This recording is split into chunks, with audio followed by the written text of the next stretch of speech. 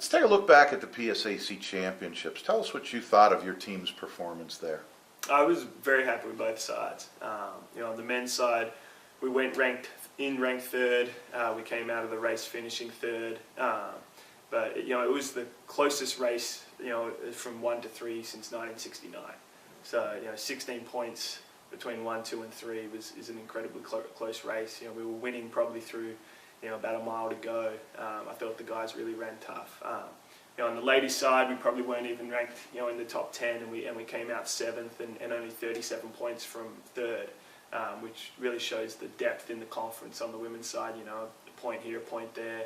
Someone had a little bit better of a day, and we could have been a top 3 team which would have been a huge result for a team that we didn't really have that type of expectation for.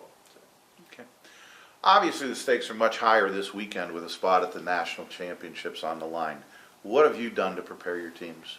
Coming off PSAC, it was really the focus was on get recovered, try to hit the reset button, get everybody feeling fresh and good, and then try to fit in a small body of work to keep the engines ticking over. That's what I've been telling the athletes is keep the engines ticking over, get the legs feeling fresh, and it's really just get reloading to have another good run. What is that process? You talk about reloading, recovery, and then picking it up again. What is, for you as a coach, what is that process? It's immediately following the race, it's kind of focusing on the small things. If we got in the pool on Sunday and did a little shakeout, you reduce the intensity and the volume for a couple of days. And I rely a lot on athlete feedback. So when they say, "Oh, Coach, I'm feeling like I'm ready to go," when I hear that from the bulk of the team, then I know we can kind of start to ramp the training process back up.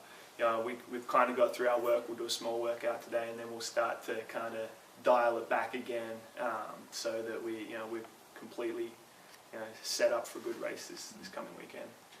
Talk about the runners you'll send out at the Atlantic Regional and what we can expect to see. So it's pretty much the same squad that we ran at PSACs. On the women's side, it will be exactly the same. On the guys' side, I raced 10 at PSACs, so I'll only race 7 at the regional meet. Who that 7 will be, I haven't finalised yet. We've got an athlete with an injury that we're kind of working through, so that'll kind of be a game time decision, probably even as late as the night before.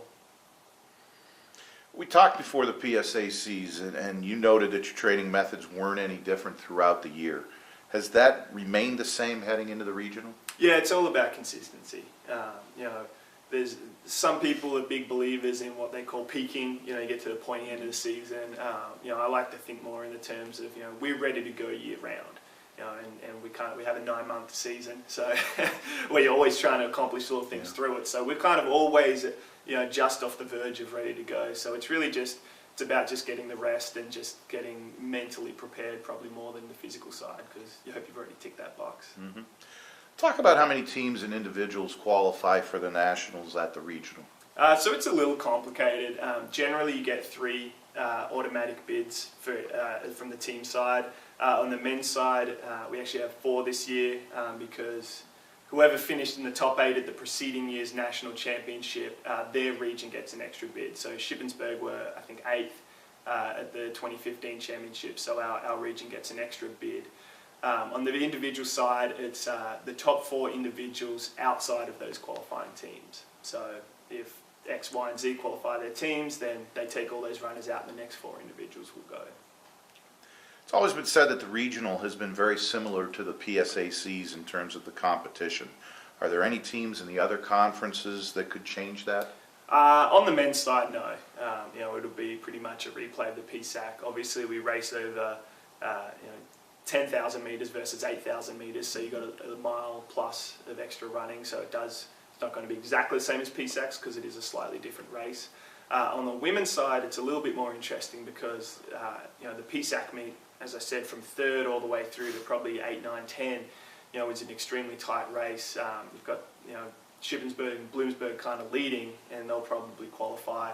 But that 3rd place is very wide open, and I think Wheeling Jesuit maybe has a shot at that, and maybe a couple of other teams might think that they can shake it up. We obviously think we might try to shake it up. So You never know what the weather will bring this time of year. What are your hopes for Saturday in terms of the conditions? I haven't really thought about it. Last I looked, it was going to be just a pretty standard fall day. Nothing too exciting. You know, if it snows, that'd be great. If it's hot, that'd be great. You know, we're prepared for all conditions. You know, it's the type of team we are. We don't really overthink things. You know, we'll show up and we'll race our best on the day regardless. So, Ryan, good luck. thank you.